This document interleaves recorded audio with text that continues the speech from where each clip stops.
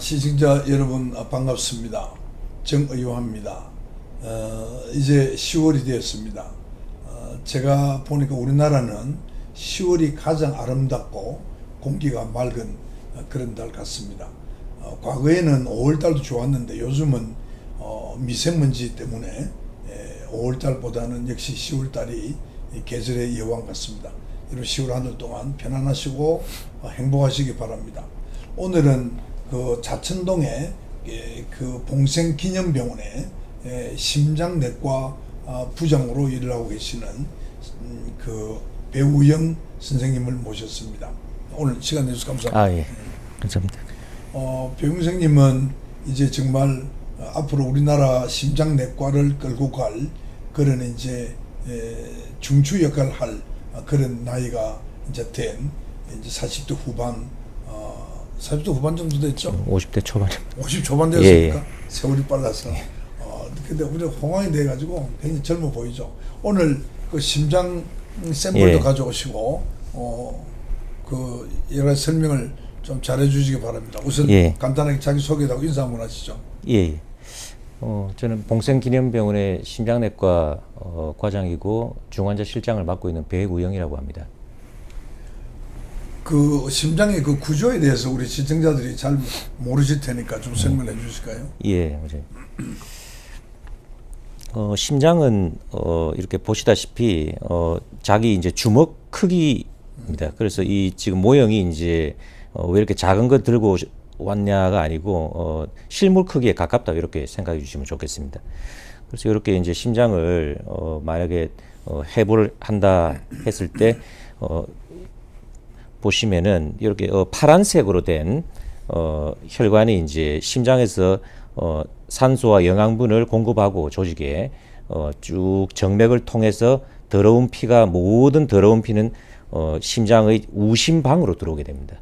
그래서 상대 정맥 같은 경우에는 머리 쪽이라든지 상지, 팔 쪽에 산소와 영양분을 준 더러워진 피가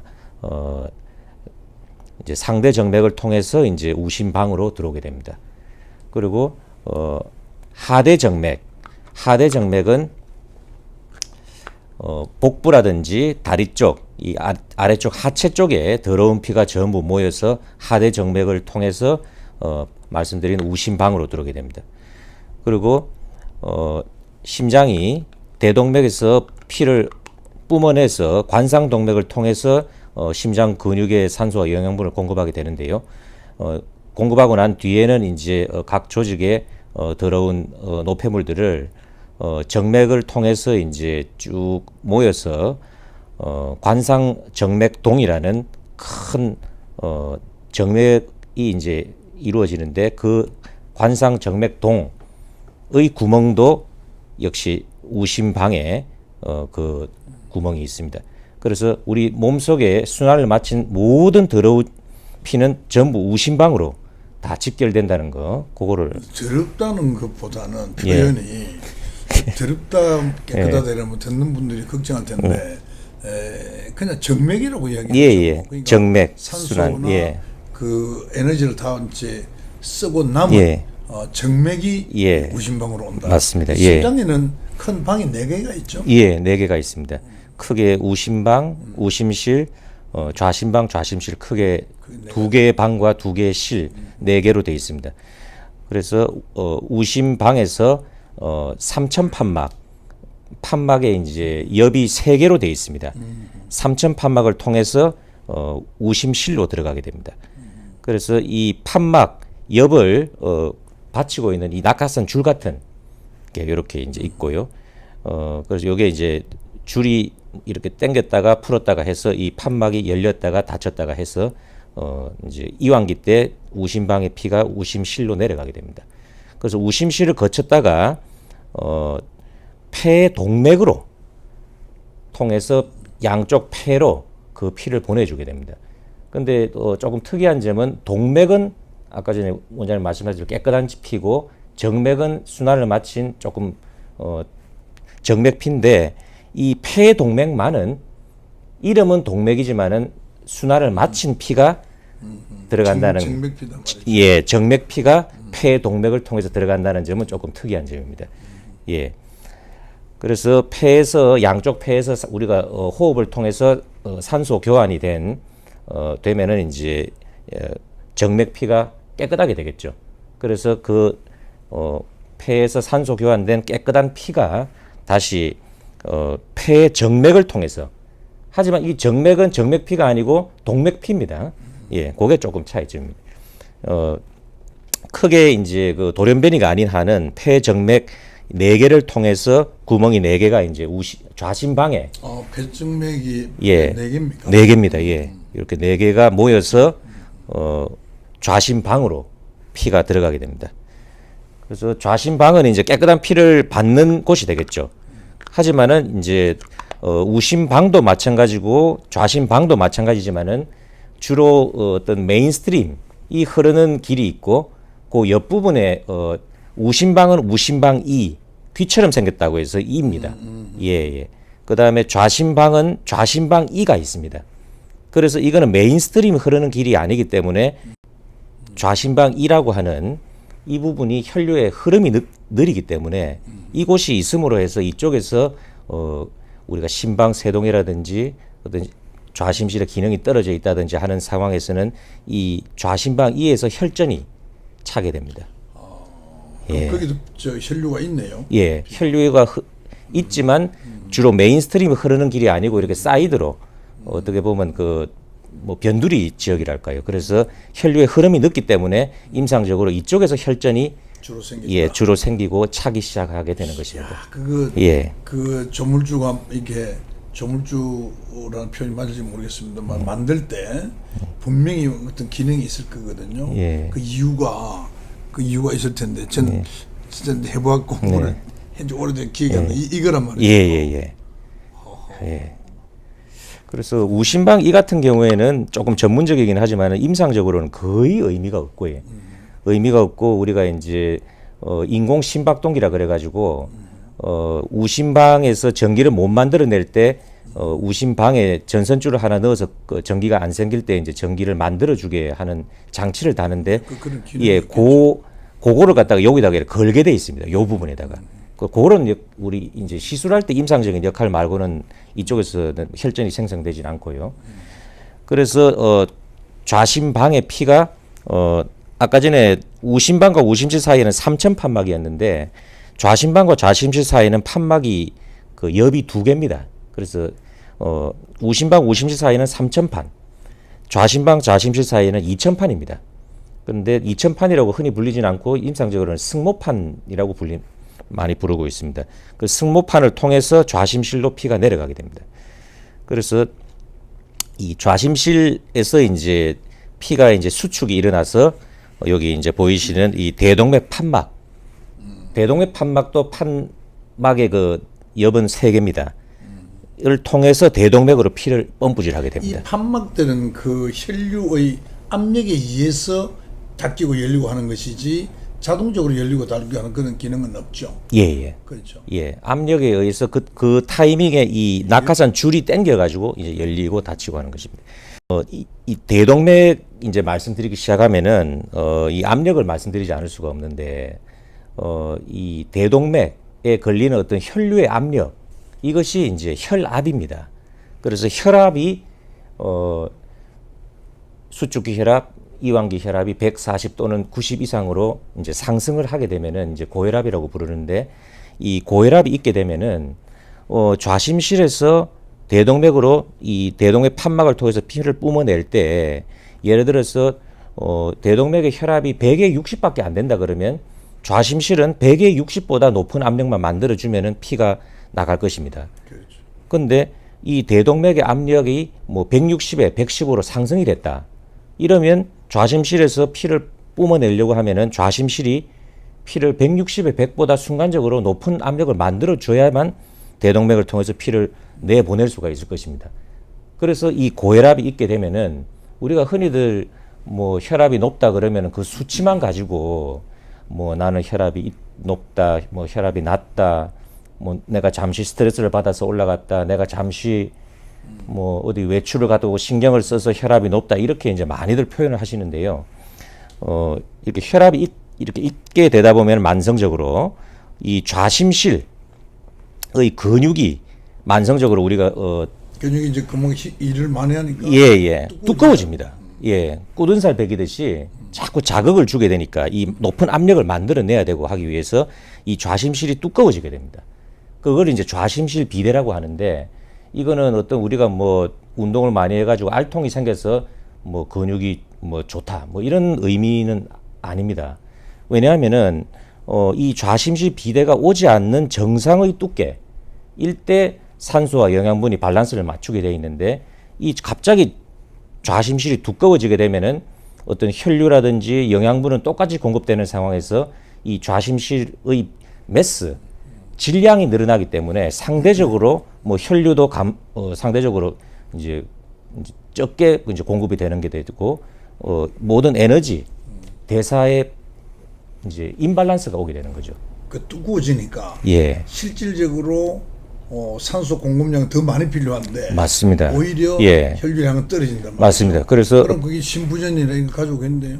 이제 장기적으로 되게 되면은 예, 심부전으로 가게 되는 거죠. 그래서 원장님 말씀하신 것처럼 어떤 수요와 공급의 법칙에 따라서 이 균형이 맞아야 되는데 이제 수요량은 산소와 영양분이 늘어나면서 공급이 상대적으로 줄어들게 되는 것이니까 우리가 혈압을 예. 잴 때 예. 여기서 쟀잖아요. 예. 여기 혈압을 재는데 여기 혈압이 실질적인 여기 대동맥 혈압하고는 훨씬 더 작을 거다네요.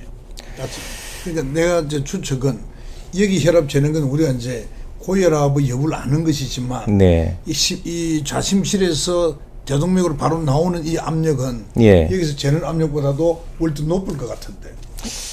실질적으로는 이제 원장님 이제 역시 신경외과 전문이시다 보니까 혈류 역학에 대해서 식견이 남다르십니다. 그래서 이 말씀하신 것처럼 이 대동맥이라든지 또는 머리 혈관 또는 심장 혈관 이렇게 큰 혈관들을 경동맥도 마찬가지고요. 대혈관이라 그럽니다. 망막 혈관이라든지 콩팥 혈관은 미세 혈관이라 그러고요. 그래서 이 사실은 대혈관의 압력을 측정하는 것이 사실은 그 혈압의 찬값에 더 가까운 것이죠. 그렇죠. 우리가 이제 그런 찬값을 대동맥으로 들어가서 카테터를 통해서 이제 측정을 하는 게 찬값인데 그렇게 현실적으로 할 수가 없기 때문에 이제 우리가 말초의 혈압을 재는 것인데요. 실질적으로 근데 이 말초로 갈수록 조금 압력은 올라가게 돼 있습니다. 그러니까 예. 오늘 내가 그 예. 이야기 나온 김에 예. 그 묻고 싶은 게 그 우리가 보통 이제 제가 그때 다닐 때 예. 그 130까지는 정상 혈압을 봤는데 예. 내가 그때 졸업 한 20년 정도 됐다고 그럴까요? 좀 세월이 좀 지나고 난 뒤에 이 심장내과 의사들 얘기가 들어보니까 한 120 이하로 예. 예. 근데 요즘 또 어떤지 지금 예. 제가 나이가 이제 많아졌잖아요. 예. 나이가 75 이상이 되면 예. 혈압이 조금 높아도 좋다. 그런 또 얘기를 유튜브 같은 데서 많이 하더라고요. 예. 그 부분도 한번 같이 이야기 드려주시죠.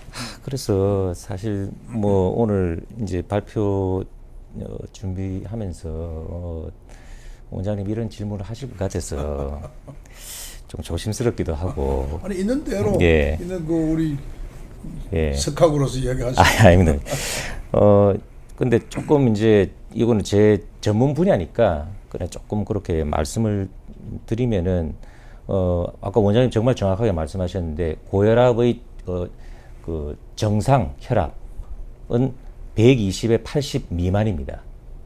그리고 고혈압은 아까도 말씀드렸지만 140 또는 90 이제를 넘는 경우가 되겠죠.